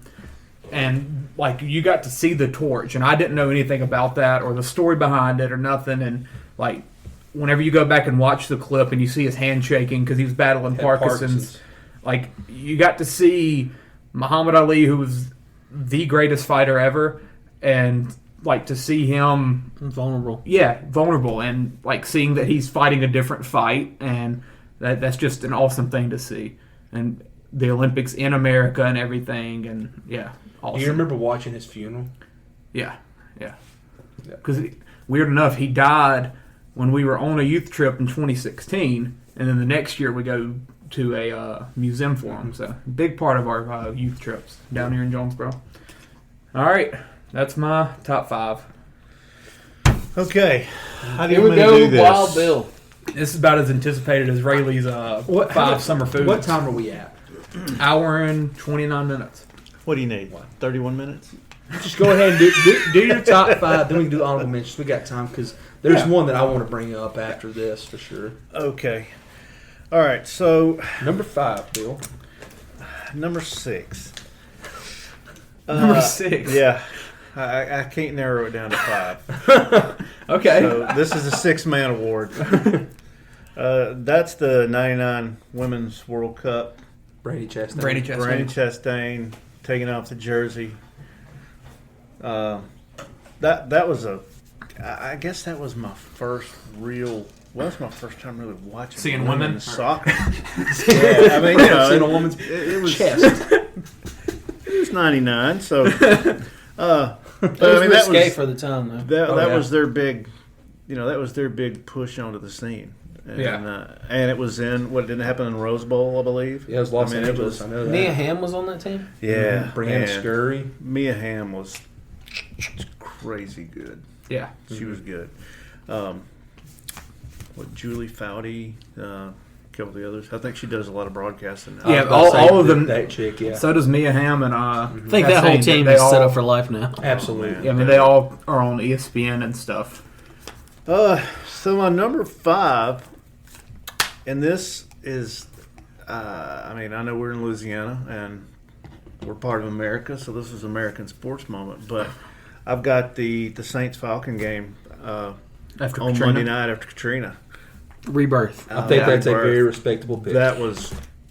And look, personally to me, and guys, we talked about, we've been down there and we've seen the statue and taking pictures with it and everything, and it just, it hits close to home because it is home. Yeah. At that time, though, we were America's team. That was similar to like a 9/11. Yeah, it wasn't the Cowboys at that time. It was us, and I don't think we are anymore, but at that time, I think we became America's team. Hey, famous Jameis has this. He's going to bring us back. Yeah. And all that happened with, we had just signed Breeze. Yep. Peyton was new. And we had drafted Reggie Bush. Yeah. And, Peyton, it was his first year in. And, and there were rumors, right? Devery Henderson. Mm-hmm. There were rumors that we weren't even going to come back, right? Like, we were going to stay in Oklahoma City or San Antonio. He tried to sell us to San Antonio, and I was ready to break his hip. Yeah. Yeah, Tom Benson was dealing with San Antonio because we played a lot of our games in the Alamo Dome that year. And he would dance on the sidelines, and me and my dad were both like, "Oh, you son of a," Yeah. But he God rest his soul. He that's going now, but. There for a little while, we really thought we were going to San Antonio because the season before that we played in San Antonio for our home games, but most of our games, even the home games, were away. It was a rough year. Yeah. Aaron Brooks at the end of his was that? Ugh, man. Did they make the playoffs that year? 05? Is that the year they played the Bears? That was the next year. 06. Well, 06. That's the one of the rebirth. Yeah, it sure year. was because Katrina was in 05. So yeah. Okay. So we played. So they did make the playoffs. Oh, we went to the NFC Championship against the Bears. That's what I thought. And I think we could have. Man, that was close. Saints could have had 3 more. Could have had 3 or 4 championships. It's insane. Yeah. All right, this next one, I'm going to say the '92 Dream Team. Yeah, and that make every list. Not mine. It didn't make yours. But I'll tell you, I mean, Kevin Durant. To give you a little back history on this, you said this is the first year that pro athletes could play for the U.S. But if you roll back, there was some stuff going on with international basketball with the U.S. team since the '72 Olympics. That was in Munich, and U.S. and Soviet Union were in the gold medal game. When was Glenn Salters on that team? When did he win the gold medal? That's one of our local people, by the way. It may have been the the year 70s? Before. It would. I don't think he. Well, I know he wasn't on this team. Probably '68. I was thinking '68. Mexico City. That was the number in my head. Yeah. Look at Bill. I think that's the. you knew the host city. Well, no, the host city because that's where Bob Beamon broke the long jump record. Look at Bill. And he's good at Olympic knowledge. And he really did it is. because Mexico City's at a higher altitude. Oh. And they always talked about it until Mike Powell broke it. Everybody was like, it's kind of a asterisk, But the air's lighter up there. It is. That's interesting. So, going back to that, the '72 Olympics, the U.S. and Soviet Union. Guys, go back and watch this. Find it on YouTube. Watch it. The game ended with the U.S. And the referees came in and said, no. I've seen this. And the Russians had like 3 more chances until they finally made the winning shot. Then game over. Yep. I've seen that. And the U.S. team never went to get silver medals. They didn't show up for the medal ceremony. They talk about that in the Dream Team documentary. And U.S. had won 64 straight. Had not lost an international game in 64 games or something. And then that happened. And then, from then on, it was the same thing. 76, 82, or 80. Well, we didn't go in 80. We were fighting the communists and the Nazis. Communists and the Nazis, yeah. Okay. And the Munich games, they just had the big shootout at the beginning, because all the stuff with SAS had to come Israel and everything. With I guess it was the Israeli athletes, like 10 or 11 of them got shot. Mm-hmm. At the athletes' village there. So this was right after all that. So moving on, 92 Dream Team. The Bush first pitch. Mm-hmm. That's Is this number 3? That's on my. It's technically number 4. What was the Dream Team? No, it is 3. Yeah, that's okay. 3. Yeah, that's Saints 3. were 5. Okay, but yeah, Bush's pitch. I mean, God, I remember. I still remember watching that on TV. That was awesome. It's freaking strike too, man. It was. Mm-hmm. And yeah, we were talking earlier that I saw something on it, and Derek Jeter said, yeah, he told when he was talking to him back in the dugout, and he told him, he said, Mr. President, you got to throw a strike, or they're going to boo you. No pressure. New York, huh? And he told him, he said, and you can't throw from the grass. You got to get on the rubber and throw Toe it. that freaking rubber, son. So he did. And Bush had a baseball history though. He was part owner of the Rangers, correct? While he was over there in Texas. All right, so number 2, I'm going with Miracle on Ice. Okay, that's not your number 1. Miracle on Ice. Go back, watch the YouTube of it. Go back, watch the freaking movie, guys. I need to. Come on, I got to. I need to. I mean, you can do it tonight, and I'm getting chills. But I actually watched that in my grandparents' living room. It was probably black and white TV, but 1980. 1980. Mm-hmm. But yeah, man, I watched that up there. I remember. Of course, the Dream Team then had to turn around and I think they played Norway for the gold medal because that was not the gold medal game. Mm-hmm. That was the semifinals. So and they lost the gold medal match, didn't they? No. We won. Yeah, we won. Wow. I wrote that out.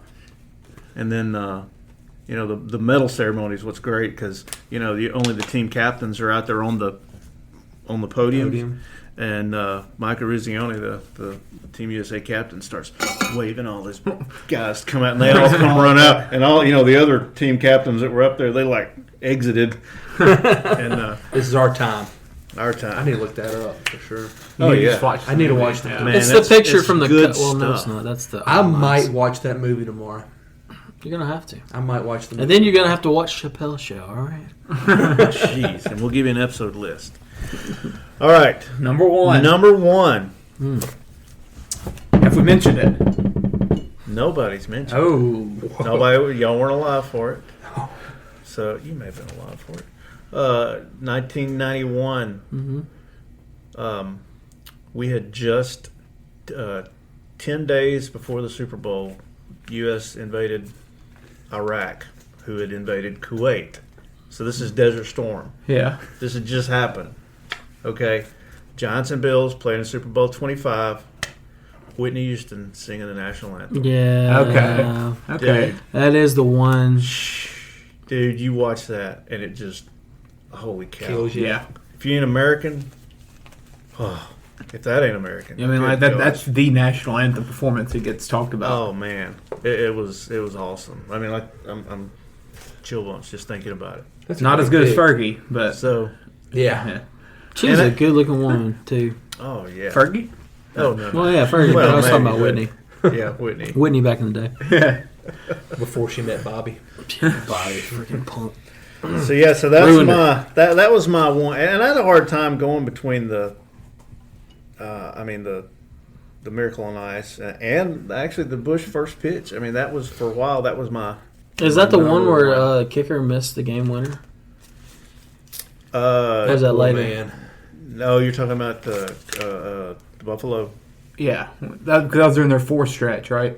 Had to be. I think it might have been Scott Norwood. Mm-hmm. Yeah. I think it might. Oh yeah, it was for sure. Because I remember where I was watching it. Okay. After you're crying after the anthem, right? Oh yeah. I was like. So let's hear the rest of these. Let's hear the Okay. rest of these numbers. All right, so when we say American sports moments, you almost Kevin have Durant. to go to. I think Game 6 Clay. But no, I mean, I almost always think about Olympics or World Cup because you think about it's got to be Team competition USA, yeah. with the world. So I have a few that are Olympic moments. and one is 96. The 96 Olympics, there was a lot of stuff going on there. Big thing that went on was it was in Atlanta. That was the Muhammad Ali. The women's gymnastics. You remember the Carrie Strug thing, Broke her ankle. or whatever it was she did. She still did the vault again. They've been getting abused before that. Now we know. Yeah, Larry Nassar. Yeah, piece of crap. So that was that was big. Which that had been the first time. I think our women had won the all-around gold since the '84 Olympics, which was the other one on my list. That was the Olympics where I guess Mary Lou Retton won the gold all-around women's gymnastics. First time a U.S. woman had done that. And their Olympic group, their gymnastics group was great. But also the track and field. That's when Carl Lewis won. Yeah. Before, he broke Jesse Owens' record for track and field medals because he won the. I guess he won the 100 and the long jump. The 200 and the 4x1. 4x1. Yeah. Now, speaking of a national anthem, have you seen Carl Lewis's national anthem? Oh, yeah. The funniest thing I've ever seen in my life. I swear. Yeah. I used to watch that at school, and it would crack me up. We're gonna have to watch Whitney Houston after the pod. Absolutely. And then Carl Lewis. Hey, and I did have the Jesse Owens Olympics in Germany. That was on my list. Yeah. I did not see that in person. I did see a documentary, 36, right? A documentary about it. But yeah, I think anytime, like you said, we stick it to the Nazis or the communists. It's a good day for them. It's a good day for the red, white, and blue. So another one that I have vivid memories of was the 1976 Olympics when then Bruce Jenner won the men's decathlon, set a world record. Brucey was for a savage. Man, he was a dude. That's what Marion Kardashian did. He was a dude. He was a dude. He was. That's a dad joke. That's a good one. That's a good dad joke. I wrote about that situation in for a class like last week. So one of mine that I wanted to pencil in just because I'm a Saints homer, but and my excuse was going to be we were at one time America's team, but the very first play of Saints franchise history was a touchdown run back, on the opening play of the game. 94-yard kickoff return by then rookie John Gilliam. Don't know the cat. September 17th, 1967. That's how the Saints started off with a bang, for sure. That was one championship since then. That's right. I'll take it, though. Hey, one's better than none. It's more than the Lions. I had the Tigers 2019 Masters win on my list. I also what's that next one, Bill? The January 1993, 94 was it? I don't know. June?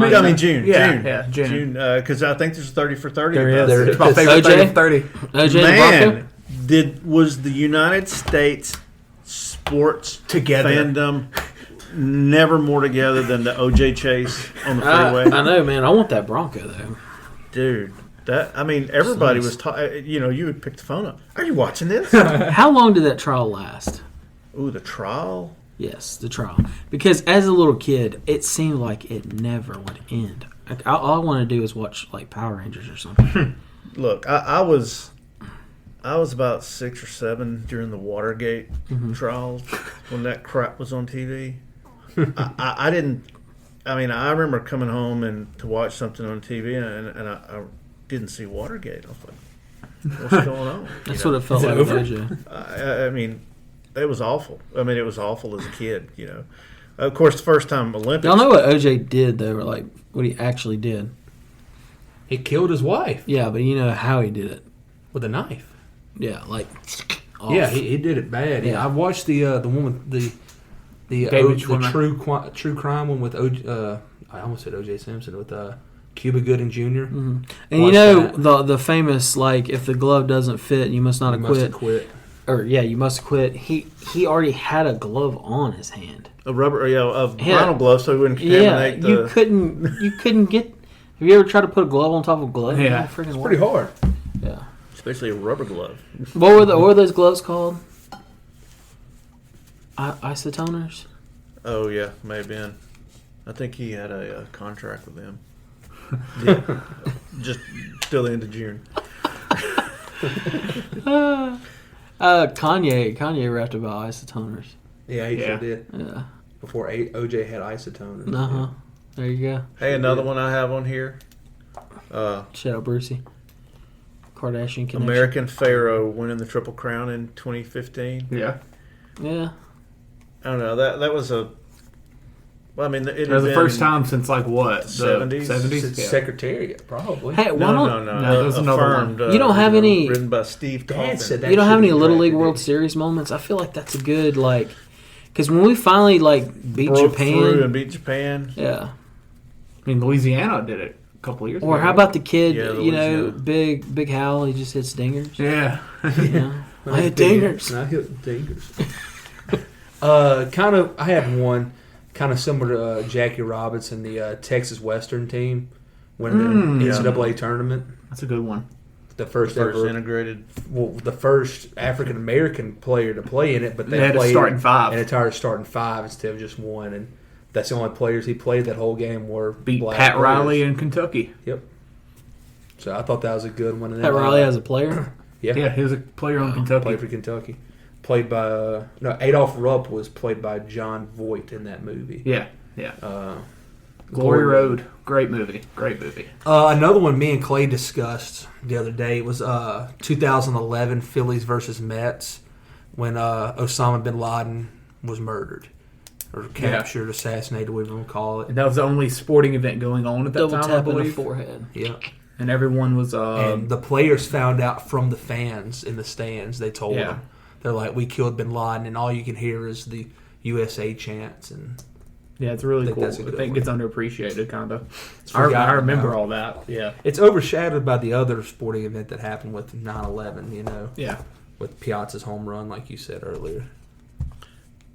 And also, well, this one isn't necessarily patriotic, but it's just still, it's just ingrained as a great sports moment, is NC State 83 championship where Jim Valvano was running around the court. I just, you know, that to me, that's college basketball right there. Yeah. And it has that underdog, you know, Oh, that whole story, you know. For sure. I mean, we'll see that soon with the ESPYs. That'll get brought up with the every year with the foundation and everything. The Jimmy V Award for Perseverance. And you see my last one. I can't read that. Duke, Kentucky regional finals when Laettner hits the shot. The shot. I don't know The why quickest turnaround shot with less than 2 seconds Isn't left that in the the greatest game. college basketball play of all time? Oh, absolutely. It's Yeah. not even close. Yeah, it's got to be. Yeah, probably so many things had to go right there, from the pass to the catch to the turn. I mean, probably like Was 70 was foot MJ's pass. game winner in the national championship though? It was the Carolina one. Yeah, that's, It was? I thought that happened in like the or was Final it in? Four. Yeah, it might have been in the final. No, it was four. championship. It was the championship. Wow. Yeah, I'm almost certain. Well, because that's the one when they do the bad pass to. Trying to get it to Perkins, maybe. Yeah. Yeah. Who are they playing? I don't remember. I wasn't alive. Probably Georgetown or something. That's something LeBron didn't do. Win a national championship in college. Yeah, he would have if he went to Duke, though. We were pretty good back then. That was Mike Dunleavy and them. So is that it on your list? That's it. That's it, guys. Oh yeah, game-winning jumper against Georgetown as a freshman. What a guess.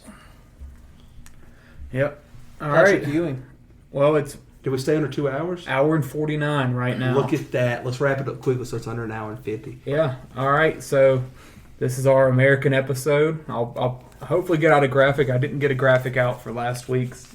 School was ending, and I was just busy. And You still need to put it out, though, because that was a really cool list. yeah, I might just post the list of names instead of making that graphic, because that graphic was going to look weird anyway with it being That's 7 true. deep, because we just couldn't stop. But I will put this out. I'll probably do something red, white, and blue. Yeah, our next one, I don't know when we'll come Sometime back. this upcoming week. Yeah, probably Thursday, something like that. Pretty soon we got to talk fantasy football. Well, today is 10 weeks from today. Scott Hansen will be kicking us off for Red Zone. He said it today. 8 hours of commercial-free football. So, I mean, I think pretty soon we need that because NBA free agency's done. To talk about. And, hey, we've got to organize and plan our draft. Yes, we need to have a microphone. And we got to have, for sure. And also, you're going to be that's going to be a lot on you, brother, to edit that out. I got it. That's just live. Because Fox is going to be there. We're going to make Fox come. That one, I think we might just we might just put up as explicit and just let it go. Yeah, I might have to let Fox tell his story about the brushing his teeth in Vegas. Or the year he took 3 defenses and 4 tight ends. Yeah. Nobody can score on. Yeah, so we'll I'm hoping to get video up soon, sometime in the next week or two. Hopefully try out video, put that up on YouTube. Just try to take some steps towards the future, help us grow a little bit. So guys, if you're proud to be an American, please listen to this and please share it and let us know what you think as usual, guys. And I think that's it for tonight, guys. Right. Chop on. Who dat? Go USA, I guess. Go Stros. Beat that trash can. This ain't how it's supposed to be. It should be just you and me. I feel that fine. This when I'm around you. Everything I do revolves around you. I don't know why I would do without you. 'Cause everything I do revolves around you. I feel that fine. This when I'm around you. Everything I do revolves around you. I don't know why I would do without you. 'Cause everything I do revolves around you. This ain't how it's supposed to be. It should be just you and me.